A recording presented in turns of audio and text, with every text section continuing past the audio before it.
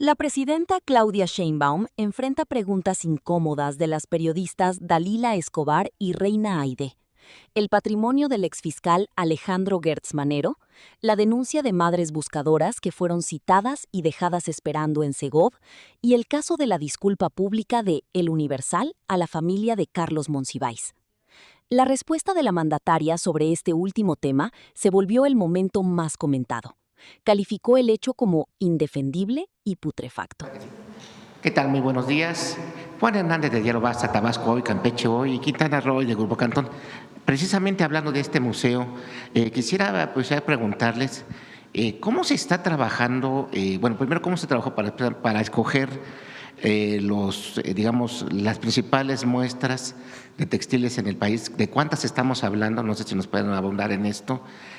¿Cuál es la región que es más prolífica en textiles en México?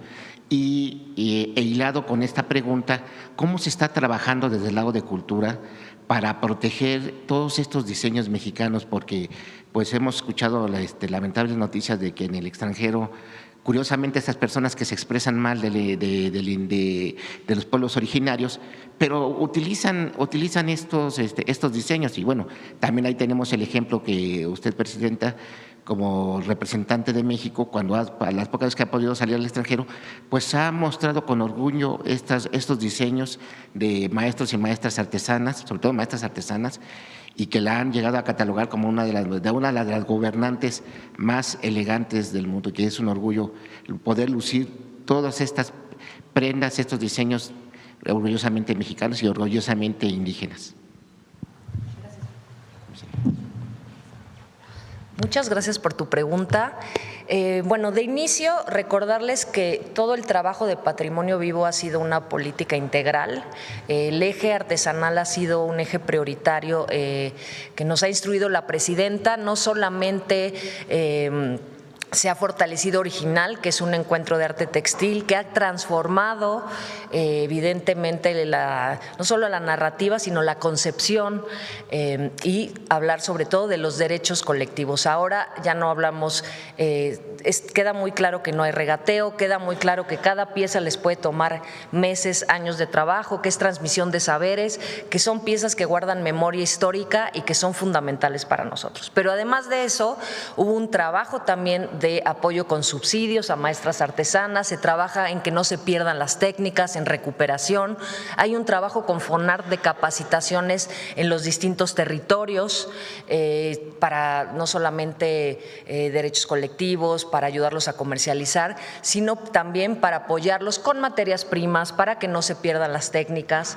Y en ese sentido trabajamos en una política integral. FONART, como saben, se ha ampliado para apoyarlas a comercializar. Entonces es el circuito completo, desde apoyarlas, capacitarlas evidentemente en función de lo que ellas necesitan, subsidios, comercialización, y ahora era muy importante que tuvieran un espacio central incluso en el centro histórico frente al Templo Mayor, donde tengamos patrimonio vivo. ¿Cómo se hizo esa selección? Bueno, fue un trabajo evidentemente entre especialistas y artesanos que tienen el conocimiento de las distintas regiones. Yo creo que vamos a hacer otra visita guiada para que nos acompañen ahora, y ese consejo lo que hace es trabajar también para elegir quiénes de los maestros también participaron en la recreación de muchas técnicas perdidas. Es decir, hay muchos que son textiles antiguos de las distintas regiones del país y hay otras que pedimos que se hicieran réplicas de técnicas que ya se habían perdido y que los maestros artesanos recuperaron para que las podamos tener aquí a través de la investigación. Este espacio va a tener un lugar de acervo, investigación y también un espacio de línea de innovación. ¿Qué quiere decir? Que vamos a trabajar con maestros artesanos, pero también con quienes quieran diseñar, innovar en sus textiles, todo en el marco de los derechos colectivos y del respeto, evidentemente, a sus tradiciones. Entonces, ¿cómo se está haciendo? A través de una política integral, desde el subsidio, la capacitación, la comercialización y ahora tener un museo especial que es la Casa de las y los Artesanos. Pero ¿cómo se les está apoyando en el caso de que lleguen a detectar el mal uso precisamente de estos diseños de maestros y maestras indígenas en el extranjero. ¿Cómo se les está defendiendo? Bueno, como ustedes saben, por ejemplo, el caso de Adidas, ¿no? Lo que se ha hecho siempre desde la Secretaría de Cultura, cuando empezó todo este movimiento, es hacer un exhorto, buscar a las marcas, hacer un exhorto y pues comentarles que evidentemente esto es apropiación cultural. Y ahí hay ciertos acercamientos siempre, en muchos casos la verdad han sido muy rápidos y ellos empiezan a trabajar ya con las comunidades para resarcimiento. Entonces, como ha habido una transformación de la mentalidad y de la conciencia sobre el valor de los artesanos y su trabajo, las mismas marcas que ya vieron que eso es plagio, que es apropiación, ya saben que es un tema. Entonces, lo que hacemos nosotros es denunciar. De ahí se habla con ellos y siempre hay un resarcimiento en la mayoría de los casos. O si son de estas páginas que venden artesanías mexicanas pero plagiadas, mandamos una carta y luego la bajan. O sea, sí hay una transformación en ese sentido y estamos implementando a través de Indautor pues toda esa asesoría jurídica para que las y los artesanos tengan una instancia que los defienda y que podamos tener un lugar que medie de manera muy rápida. Gracias. Bueno, en un segundo tema, otra vez hablando mundialista, este mundial ha sido histórico para México, no solamente porque en el partido inaugural pues ganó, ya lleva 3 partidos en línea pues ganando pues y muy bien la selección mexicana, pero también se hace historia en el arbitraje mexicano, hace historia con Katia Itzel, la primera mujer mexicana que va a arbitrar como árbitra central, y también Sandra Ramírez como asistente. O sea, vamos a tener ahí una dupla mexicana. ¿Esto cómo ha ayudado? O sea, el avance de la mujer y que se esté dando precisamente en el Mundial de México, pues sí, el avance de la mujer, ¿no? Y también si nos puede platicar cómo les ha ido a las ganadoras de los boletos ahí en Guadalajara, bueno, en estas sedes donde también pues también ver cómo los ha tratado, qué le han dicho al respecto estas chicas que se esforzaron para estar ahí en estos partidos. Pues imagínense lo que le costó a Katia. De por sí a un buen árbitro, pues para llegar a un partido del Mundial, pues requiere muchísimos exámenes, tener que pasar pues distintos filtros. Ahora imagínense para una mujer ser árbitra de un partido de hombres, porque a lo mejor podía ser árbitra de un partido de mujeres, pero no, es árbitra de un partido de hombres del Mundial. Entonces, un esfuerzo extraordinario de Katia y de la auxiliar, se llama Sandra, porque es difícil llegar a ese nivel de competitividad. Y habla pues del esfuerzo personal, pero también de la reivindicación de las mujeres, que podemos ser lo que queramos ser.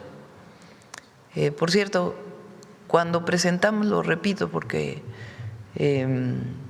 la verdad hubo mucha crítica a Julieta Venegas, nunca pretendimos que la canción que cantó Julieta Venegas fuera una canción oficial del Mundial, ni mucho menos, sino sencillamente ella reivindicando a las mujeres y a la posibilidad de que las mujeres jueguen fútbol, que antes no se veía, era muy difícil.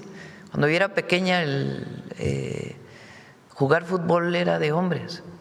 Entonces jugabas, pero nunca pensabas que ibas a pasar del juego que hacías en la primaria, en la secundaria. No era reconocido como tal, a pesar de que hubo un mundial femenil en México en 1971. Pero no había esta idea de que las mujeres pudiéramos jugar fútbol y otros deportes. Entonces, el cambio cultural es muy importante y es gracias a esta apertura que se ha dado. Y Julieta, pues, hizo esta canción para reivindicar justamente eso, que las mujeres pudiéramos jugar fútbol. Entonces, hay que reconocer eso en esta cantante, intérprete, autora tan importante para México. Es una de las mejores cantautoras que hay en este momento en el país, reconocida por el mismo público, por las y los mexicanos y a nivel internacional, y ella pues en realidad cantó una canción que tenía que ver con que las mujeres podemos ser lo que queramos ser. Entonces, muchas felicidades a nuestras representantes en el Mundial. Y de las jugadoras que ganaron los boletos para los partidos del Mundial. Por ahí hay un video, ¿no? Fueron a Jalisco, ¿no? A ver si lo pone. Porque ya ve que luego dicen que no fueron, que no las trataron bien, o que, bueno, ya saben cómo la manejan las benditas redes. La Secretaría de Turismo les proporcionó pues todo el apoyo para que pudieran llegar. Perfecto. Y ya dos últimos temas rápidamente. En Diario Basta, en nuestra edición también del Estado de México, pues publicamos que en el municipio de Cuautitlán, la alcaldesa Juana Carrillo informó que derivado de auditorías, procesos de fiscalización al ejercicio 2024 de la administración encabezada por el exalcalde Aldo Ledesma, se detectaron presuntas irregularidades por 414 millones de pesos. Esto reportó la apertura de procedimientos administrativos y la presentación de denuncias ante las autoridades competentes. Y es que, de acuerdo con la información difundida, todas las observaciones involucraron obras públicas, adquisiciones, patrimonio municipal y manejo de recursos financieros. Tomando en cuenta todos estos señalamientos, y tomando en cuenta que lo que es la Cuarta Transformación está dedicada a combatir lo que es la corrupción, ¿qué medidas se están tomando para evitar que este tipo de situaciones se den y que, bueno, independientemente que lo tengan que aclarar o no, pues si se llega a comprobar que hay desvío de recursos o hay mal uso de esos recursos, puedan devolverse en este caso al erario? Y no solamente estamos hablando del municipio de Cuautitlán, también de muchos municipios en donde se puedan detectar este tipo de anomalías y que pues que no se quebrante el patrimonio, o en este caso el erario público, independientemente del partido que sea del que sea. Justamente hoy estuvo el titular de la UIF en el Gabinete de Seguridad y está avanzando mucho en aquellas cuentas que son congeladas o inhabilitadas, cerradas, y cuando no hay reclamo del recurso, porque hay un primer reclamo que se puede hacer directamente en la UIF. Si ahí no procede, entonces se pueden ir a tribunales. Y si no procede, pues finalmente el recurso está asegurado. Ni modo que se quede ahí, si ya pasaron todos los juicios, asegurado. Entonces ahora están entrando a juicios de extinción de dominio, junto con la Fiscalía General de la República, para que esos recursos, si se gana el juicio de extinción de dominio, pues puedan pasar al instituto para devolver al pueblo lo robado y puedan ser utilizados para beneficio de las comunidades que más lo necesitan. Entonces están en ese proceso. Recientemente, por cierto, la Fiscalía ganó 2 juicios de extinción de dominio, uno del caso Overdrecht, otro del caso agronitrogenados, y estos inmuebles se pasan al INDEP, el INDEP lo subasta y ese recurso es utilizado para beneficio de la gente. Ya vamos a ir presentando aquí en la mañanera, por lo menos una vez al mes, quizá una vez cada 15 días, cuántos recursos se recupera y a quién se le otorga, porque tienen solicitudes el propio INDEP de para qué destinar estos recursos.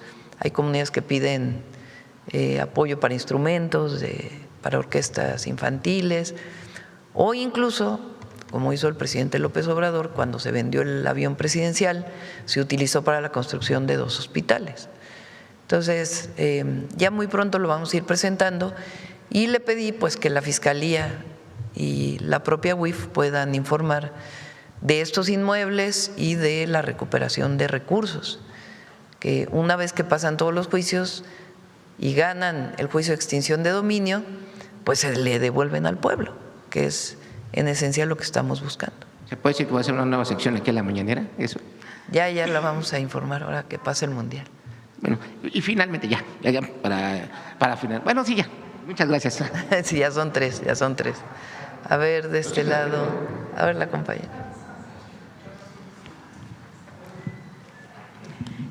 Gracias, presidenta. Buenos días. Soy Aisa García del canal Telesur y quiero empezar con la pregunta del apoyo de México a Venezuela. México tiene una larga experiencia en terremotos y quería saber si esa propia dolorosa historia explica también la rapidez y la sensibilidad con la que su gobierno reaccionó ante esta tragedia en Venezuela, que es una tragedia de proporciones dantescas. Hoy la presidenta encargada habló de 589 fallecidos y 2.980 personas heridas. Usted ha dicho que va a hablar con la presidenta encargada, Delcy Rodríguez, a las 10 de la mañana. ¿Había hablado usted con ella antes? Perdón, adelante. Y solo saber si está preparado su gobierno para ampliar el apoyo si la tragedia sigue creciendo. Habló el secretario de Relaciones Exteriores con autoridades de Venezuela y tuvo un mensaje telefónico con la presidenta encargada. El día de hoy vamos a hablar con ella. Actuar tan rápido tiene dos principios o dos acciones que se han desarrollado en México. La primera es la solidaridad siempre por encima de todo. Es parte de la cultura de nuestro pueblo y el gobierno debe ser parte de esta forma de apoyo. En México nos damos la mano siempre frente a la tragedia y también cuando no hay situaciones como estas, también siempre somos solidarios con vecinos, familia, siempre apoyamos. Es incluso parte de la cultura que nos viene de los pueblos originarios, una cultura comunitaria por encima del individualismo. Eso es lo primero. Y lo segundo es la preparación que tiene el Ejército Mexicano y la Marina. A partir del sismo de 1985, en donde la autoridad tardó mucho en atender, porque no había una preparación para situaciones de este tipo, además de lo que fue el gobierno entonces, desde mi punto de vista, porque lo viví personalmente como estudiante, apoyando a la gente, pues cierta falta de sensibilidad. Se tardaron en facilitar el apoyo y en realidad fue la gente que inició con el rescate. Y a partir de ahí, el Ejército, la Secretaría de la Defensa Nacional, inició con la preparación de lo que es el Plan DN3, que ahora en realidad ya ni siquiera es formalmente el Plan DN3 porque ya va en el número 8, 9, 11, pero se le sigue llamando Plan DN3 por el origen.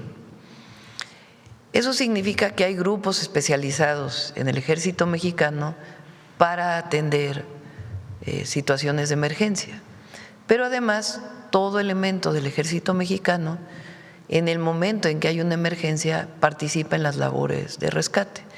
Es la única acción del gobierno donde no requieren una orden superior para poder actuar. En el momento que hay una inundación, hay un sismo, hay una necesidad por alguna emergencia, se decreta de inmediato el Plan DN3, incluso previo cuando se sabe que va a venir un huracán o alguna circunstancia natural de este tipo, y se actúa. No necesita el general secretario decirle al general de región o al comandante de región, al comandante de zona, prepárate para una situación así. Ellos ya tienen la instrucción de hacerlo. Y la preparación. Entonces, gracias a eso, en el momento en que ocurre una situación de emergencia en otro país, se puede enviar de inmediato también el apoyo, porque todo esto está preparado con anticipación. Los medicamentos que se enviaron son una parte del IMSS Bienestar, en donde hay medicamentos que hay suficiente inventario, y también de la propia Secretaría de la Defensa Nacional. Son 250 elementos y conforme vayan solicitando más apoyo, lo que podamos dar desde el gobierno o si es necesario también desde la ciudadanía convocar a un apoyo más generalizado. De hecho, ya se abrieron varios centros de acopio por la ciudadanía Sí, ayer. pero la propia ciudadanía y gobiernos estatales han abierto centros de acopio. Presidenta, de este tema quiero saltarme al tema de Estados Unidos, porque ayer el secretario, permítame estar sentado, por los camarógrafos atrás, ayer el secretario de Seguridad Nacional de Estados Unidos afirmó que no hay un solo centímetro de la frontera norte de México que no esté controlado por los cárteles y utilizó ese argumento para defender obviamente la construcción del muro fronterizo. ¿Cómo responde su gobierno a una declaración que además de cuestionar la capacidad del Estado mexicano parece reforzar una narrativa en la que la responsabilidad recae únicamente sobre México y no sobre factores como el alto consumo de drogas en Estados Unidos, el tráfico incontrolado de armas hacia México y las redes criminales que también operan en territorio estadounidense? Hace 2 días el presidente Trump publicó en su red social un comunicado que dice que la frontera con México es la frontera más segura y también reconoce la disminución de la entrada de fentanilo. Él habla de cerca de 66%, si no me acuerdo en su publicación. En realidad el último mes llegó a casi 74%. Entonces, no podría haber una frontera segura si no se trabaja de los dos lados, si no hay colaboración Estados Unidos de su lado y nosotros de nuestro lado.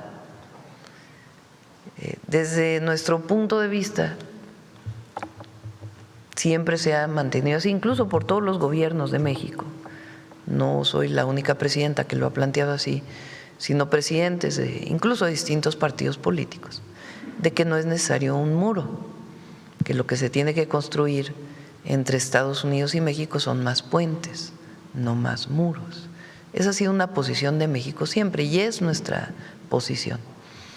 Pero además, el reconocimiento de ser la frontera o de en este momento estar en una condición de seguridad en la frontera sur de Estados Unidos, norte de nuestra parte, de ser una frontera segura, pues no podría ocurrir si no estamos trabajando de ambos lados de la frontera.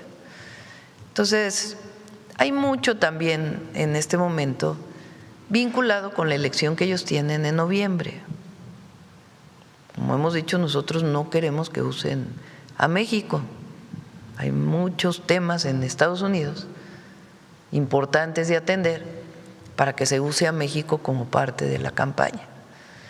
Entonces, mucho de esto tiene que ver pues con la elección de noviembre y nosotros siempre vamos a defender el trabajo que estamos haciendo en México.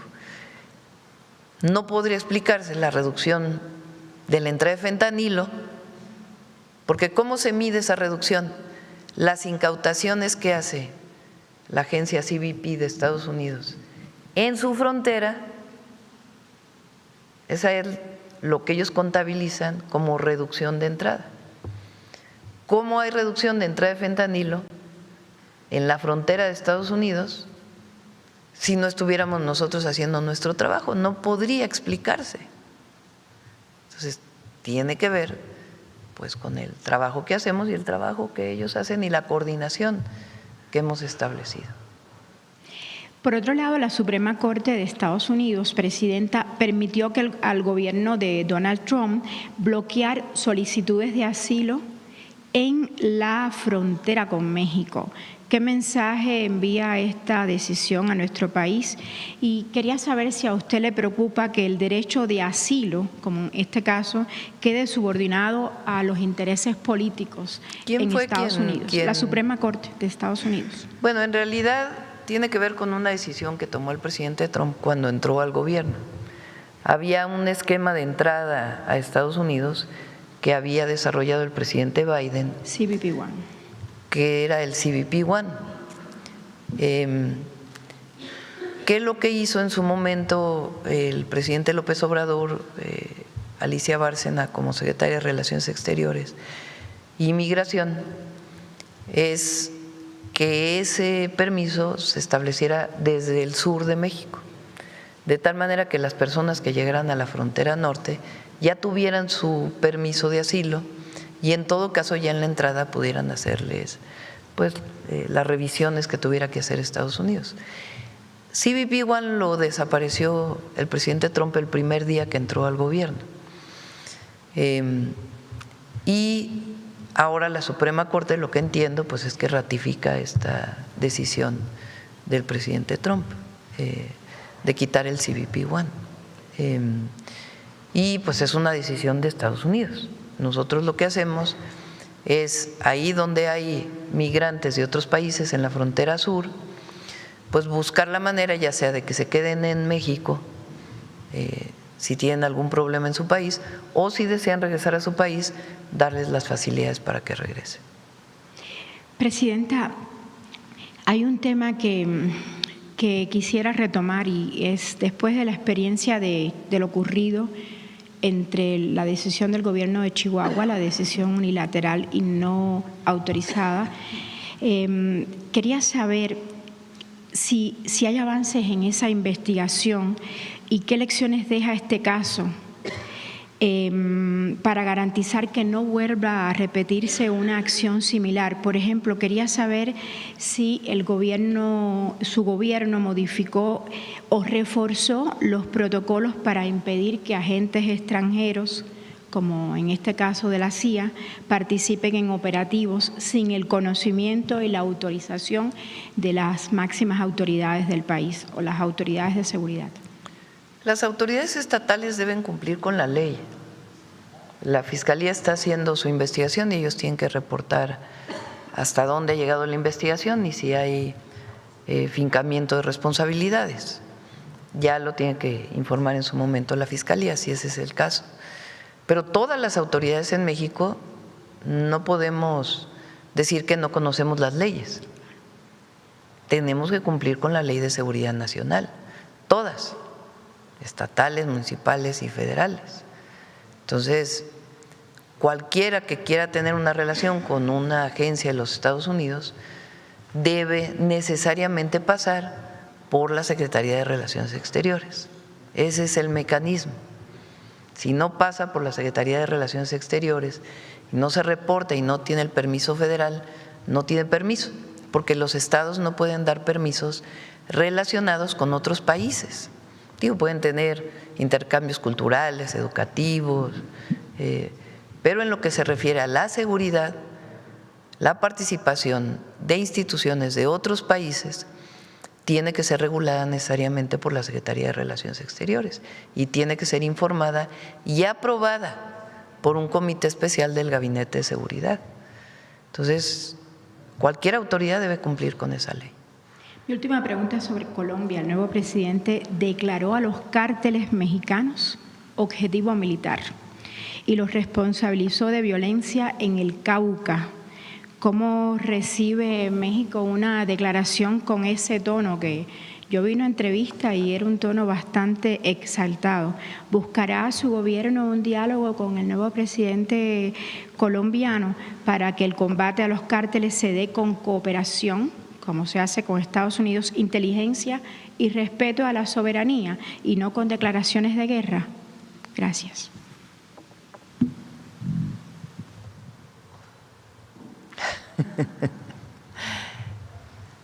Hay colaboración y hay cooperación con Colombia desde hace mucho tiempo, no es de ahora. No es que hubiera colaboración con el presidente Petro particularmente, que sí había colaboración o hay colaboración, sino desde antes. Hay una relación de las Fuerzas Armadas de Colombia y las Fuerzas Armadas de México y hay mecanismos de colaboración, eso existe. Ahora, cada quien que se encargue de su parte, ¿no? Que cada quien se encargue de su parte. Colombia que se encargue de su parte y nosotros nos encargamos de nuestra parte. Porque las diferencias políticas que pueda haber entre un proyecto de nación y otro, en un país y otro, no deberían traducirse en asuntos de este tipo. Al revés, debería plantearse colaboración y cooperación. Entonces, pues, que atiendan los asuntos allá. Muchas gracias. Vamos de este lado. A ver, Dalila, que…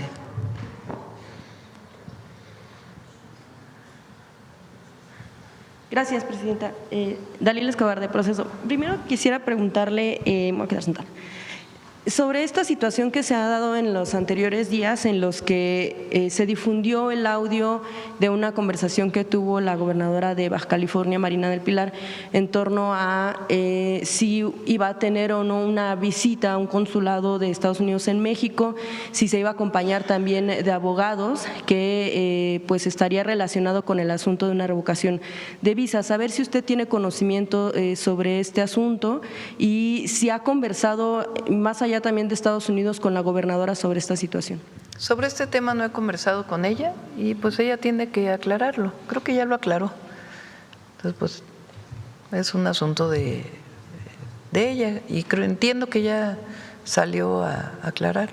Sí, ella había mencionado que no quería, bueno, en el audio de hecho se escuchaba que no quería que se filtrara esa conversación, que también había acudido a un abogado, Michael Nadler, quien, bueno, pues fue un fiscal federal en Estados Unidos y que además de alguna forma ha atendido temas, por ejemplo, como lavado de dinero, el abogado. Entonces, ella decía que actualmente ya no lo es y que a final de cuentas en algún momento pues sí hubiera requerido de sus servicios. Saber si esto a nivel nacional no es relevante por la situación que se ha dado en torno a otros también políticos, incluso de diferentes partidos. Ya lo aclaró. Ya no hay nada más que aclarar en torno a esta situación. También, presidenta, sobre la información que se da a conocer respecto de los bienes que tiene el exfiscal general de la República, Alejandro Gertz Manero, que actualmente, bueno, pues es embajador de México. Quisiera preguntarle si son muchísimos inmuebles, es una fortuna que asciende a varios millones por muchos años y también autos de lujo, si es un ejemplo, pues, de austeridad para cómo viven muchos mexicanos en nuestro país. Bueno, él lo declaró, ¿no? Sí, es una declaración. La información viene de una declaración de él, de su patrimonio. Y él dice que ese patrimonio viene pues de su familia, de lo que él ha adquirido. Entonces, él fue transparente y declaró su patrimonio. Entonces, pues es su patrimonio. No, o sea, ¿no considera usted que es un ejemplo de pues ser austeridad como para representación de México en el exterior? Bueno, es su patrimonio y él lo declaró. O sea, que hay total transparencia por parte de él, de su patrimonio. Malo sería que tuviera un patrimonio que no declarara. Entonces, pues es un patrimonio que él declara y que él tiene. No lo ve como ningún problema. Pues él lo hace público, él lo declara, él dice cómo lo adquirió. Entonces, es transparente. Bien. Presidenta, también preguntarle, usted mencionaba hace unos días que se recibe a las madres buscadoras, si bien no nada más por usted, bueno, usted ha mencionado que recibe algunos casos y también en la Secretaría de Gobernación. Sin embargo, precisamente horas antes de la declaración, había madres y esposas de personas desaparecidas en Nuevo Laredo, acudieron a la Secretaría de Gobernación y ellos denuncian que fueron plantados por los funcionarios. De hecho, se había puesto muy firme una fecha en específico, ese lunes, el lunes pasado, para que fueran atendidas como víctimas de hechos que sucedieron en mayo de 2018, pero que pues tienen a sus familiares desaparecidos desde entonces y bueno, ellas acusan también que no han tenido la atención en torno a la reparación del daño, bueno, todo el sistema que tiene que ver con el asunto de atención a víctimas. La atención a víctimas se da a nivel estatal y a nivel federal. Y Rosicela, secretaria de Gobernación, hace un extraordinario trabajo y es una de las mujeres más sensibles al dolor ajeno, humano, que conozco, y más profesionales en su trabajo. Entonces, ustedes han sido testigos, de hecho, porque ha habido momentos en que esas reuniones son públicas. de la atención que ella y el equipo de la Secretaría de Gobernación brinda cuando se solicita apoyo por parte de colectivos de familiares de buscadores. Entonces ahora se dice que no hay atención. Mi equipo, fíjense, iba a mandar una fotografía de una reunión que yo tuve con fuera de la ciudad, una atención que hice a una persona de un colectivo que habían dicho que no había recibido. Yo les dije, no la publiquen, no quiero que se publique, porque este no es un asunto de andar presumiendo si te reúnes o no te reúnes. El asunto es lo que hace uno. Entonces, Rosa Isela hace un excelente trabajo y cada 15 días se reúne y está de manera permanente. Y la compañera que es de la Comisión de Búsqueda, pues está en todo el país, apoyando, ayudando, de manera muy profesional. Igual ayudando no solamente como víctimas, sino en la búsqueda de las personas desaparecidas. Y están haciendo un trabajo muy encomiable, la verdad, de mucha sensibilidad social y profesional en el sentido de encontrar a las personas desaparecidas. Entonces, si alguien solicita la reunión, estoy segura que Rosa Isela se las va a dar, si no ella, todo el equipo de la Secretaría de Gobernación. Sí, este grupo de madres y de esposas lo que decían es que se les había fijado la fecha para el lunes 22 y que de hecho fue el subsecretario Medina.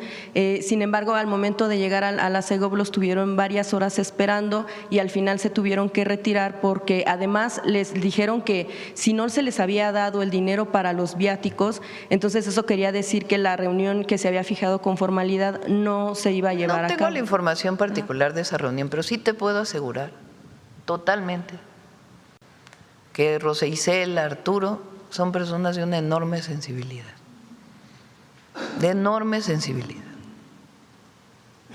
y que apoyan a los colectivos y a las familias.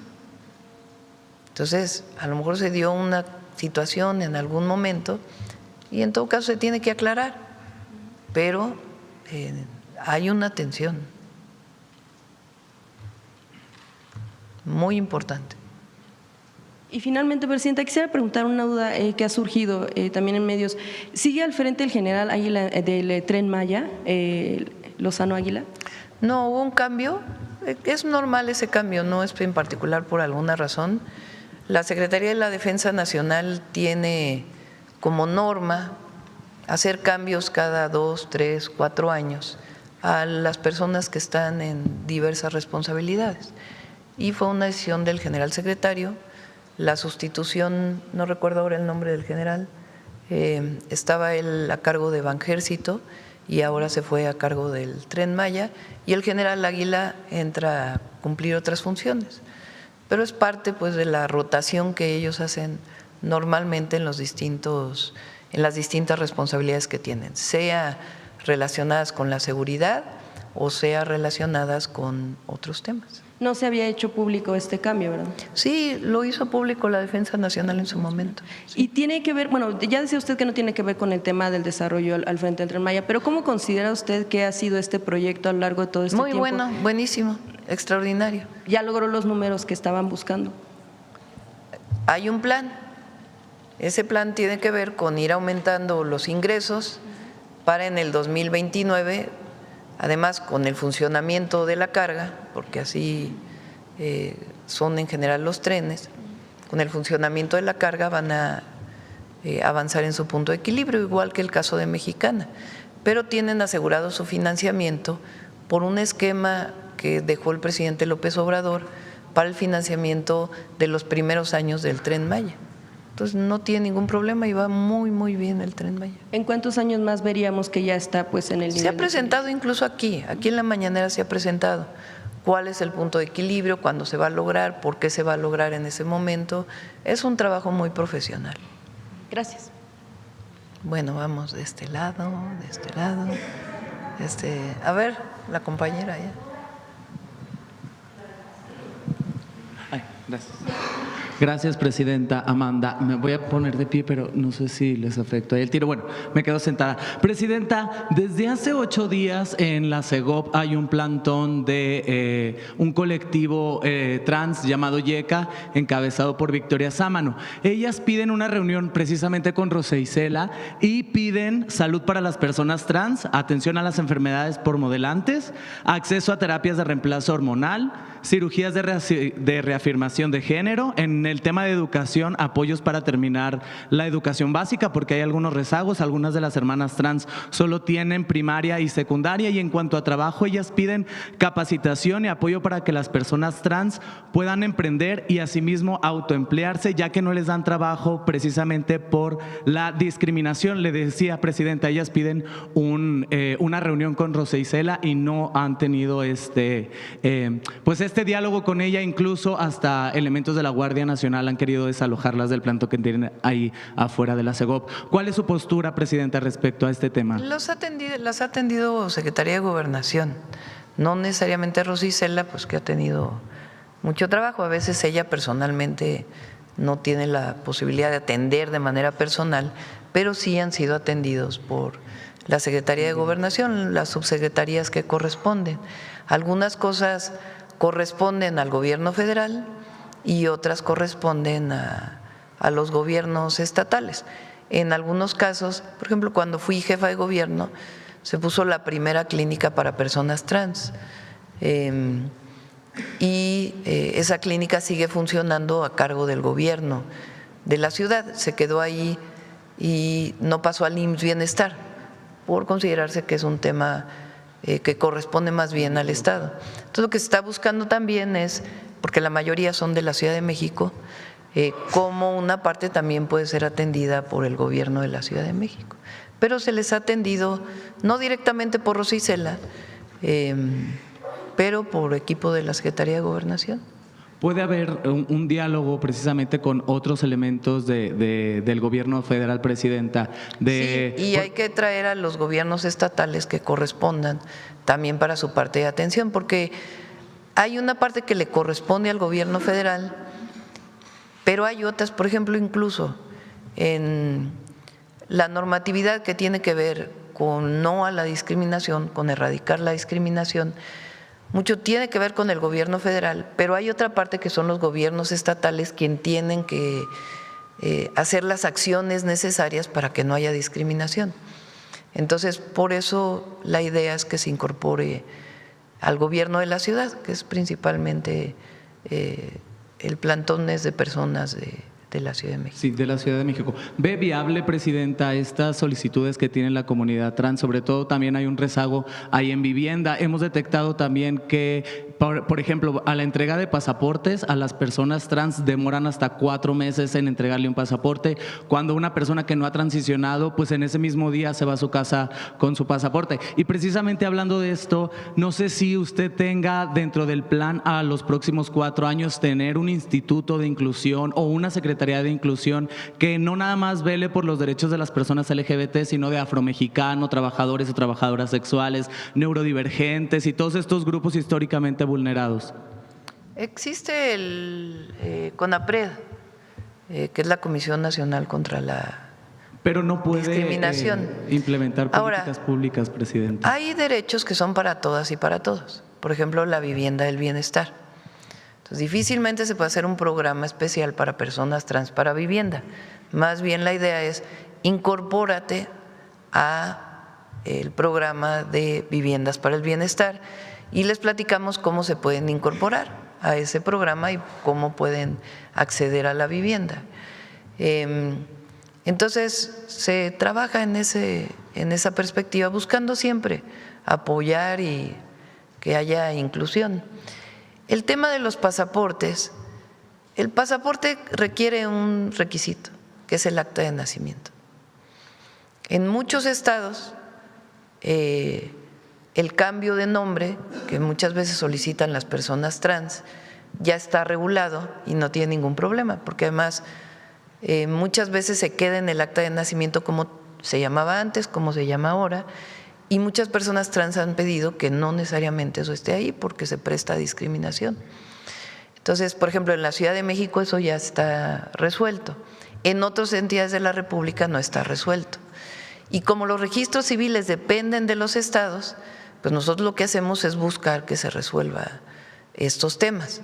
Pero muchas veces tiene que ver, nuevamente repito, con los temas estatales. Por eso la mesa de trabajo tiene que ser con el gobierno federal y también con los gobiernos estatales. Pero hay toda la apertura de nuestra parte para poder atender a las personas trans y poder garantizar sus derechos. Y ya por último, Presidenta, mañana es el día de la marcha, precisamente. El llamado que hace usted, políticas públicas, a los demás seguidores del movimiento, a la oposición, a la ultraderecha, ¿qué llamado haría precisamente para mañana, que es, digamos, la fiesta máxima de la comunidad LGBT?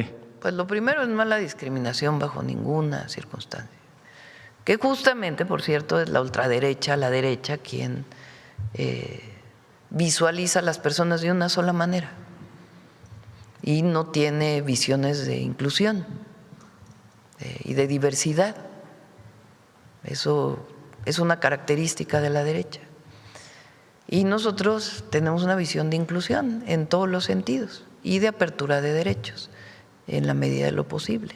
Digo de lo posible porque muchas veces hay limitaciones presupuestales para garantizar, no garantizar, sino abrir nuevos derechos.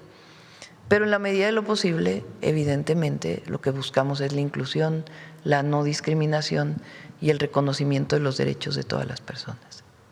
Gracias, presidente. Ya por último, solicitarle si puede hacer algo ahí en el tema de Canal 11, que lamentablemente tiene un mes tomado por estudiantes. Sí, se está trabajando con el subsecretario de Educación Superior y Mario Delgado, están trabajando. Son pocos estudiantes ya los que tienen tomada el Canal 11 y sí llamamos a la entrega del canal y se están atendiendo demandas que tienen del Politécnico. Gracias, presidente. Gracias. Bueno, vamos de este lado. ¿Cómo fue el pago de derechos? Muchas gracias y qué bueno, qué oportuno. Bueno, nada más precisar, este evento que además tuvo invitados de más de 200 países, considerando que México es sede del Mundial y yo diría que es el anfitrión realmente cultural como potencia de este evento tan importante en el mundo, y fue un evento para nosotros de diplomacia cultural porque dio visibilidad a nuestro país como anfitrión cultural. Lo que se hizo fue, bajo la norma y como tiene que ser, se llama, ahí preciso, se llama pago de derechos por uso. ¿En qué marco? En el marco de esta actividad de visibilidad para México de diplomacia cultural. Reitero, vinieron más de 200 representantes de todo el mundo y México pues tiene una visibilidad central ahorita en un evento como este. Es eso, se llama pago por uso de derechos, esa es la precisión. Ya lo habíamos comentado que era 1.300.000 pesos. Sí. Sí, ya lo hemos platicado, incluso el director del INAH ya platicó con muchos de ellos. Pues no procede porque no hay ninguna violación a ninguna ley, porque es pago de derechos por uso del espacio en el marco de un evento cultural, de diplomacia cultural, en México como anfitrión del Mundial principalmente. Lo van a revisar, hay un procedimiento con el jurídico. No fue denuncia a la Fiscalía. Sí. Fue administrativa. Sí, pero no, sí, adelante. Si hay una denuncia a la Fiscalía, ellos tienen que hacer la investigación. Administrativamente se resuelve de una manera distinta. No hay violación. Bueno, por la pregunta que hizo Dalila, voy a mostrar la fotografía de cómo sí se atendió a los colectivos. Rosicela está muy pendiente de las conferencias.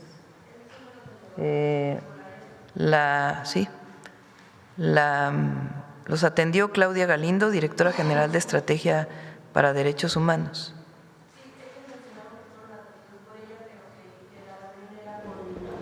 Ah, bueno, pero fueron atendidos. A lo mejor en ese momento Arturo no pudo atenderlas por estar realizando alguna tarea, pero sí fueron atendidas.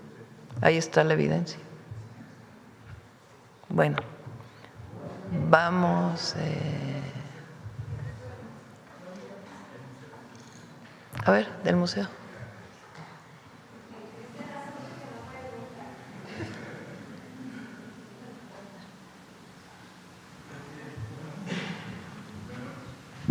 Sí, no sirve el micrófono, que te lo cambie. Presidenta, muy buenos días. Secretaria Bulmaro, tenga muy buenos días. Héctor Herrera, de ACEI de Hidalgo y ACEI de México. Preguntarle, Presidenta, con este museo, van a ser invitados algunos estados, van a dar exposiciones. Un caso que yo siempre tengo presente a mi estado, el estado de Hidalgo, que le apreciamos mucho, el Tenango más grande que tenemos ahí. Es una buena exposición, digo, en nuestro parecer. Si va a haber invitados, gobernadores. En esa parte, nada más esta pregunta, Presidenta, y dar paso a lo que se considere. Les voy a mostrar el mapa que tiene el Instituto Nacional de Pueblos Indígenas, de pueblos y comunidades indígenas y afromexicanas en México. Son 70 pueblos, 69 pueblos indígenas, un pueblo afromexicano, 16.237 comunidades registradas ante el Instituto Nacional de Pueblos Indígenas, 15.795 indígenas, 442 afromexicanas, 69 lenguas y 25.8 millones de población indígena y afromexicana reconocidas por ellos mismos cuando se hace el censo de población y vivienda, y 20.5% de población indígena y afromexicana a nivel nacional. 20.5%. Son 28 entidades y 1.391 municipios. Y aquí están cada uno de los pueblos, de las comunidades. Catálogo Nacional de Pueblos y Comunidades Indígenas y Afromexicanas. Y cada una de las comunidades, pueblos, en su gran mayoría tienen textiles, que vienen, pues, algunos del origen de antes de la llegada de los españoles y otras que se elaboraron posteriormente, incorporando otras técnicas. Y lo que queremos es que todas ellas sean mostradas en el museo. Los que ya existen como exposición permanente y exposiciones temporales vinculados con los pueblos vivos.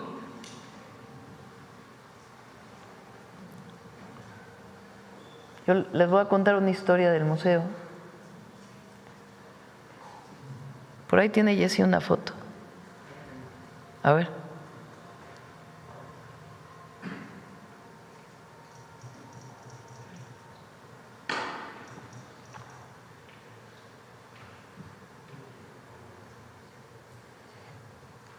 Ese soy yo.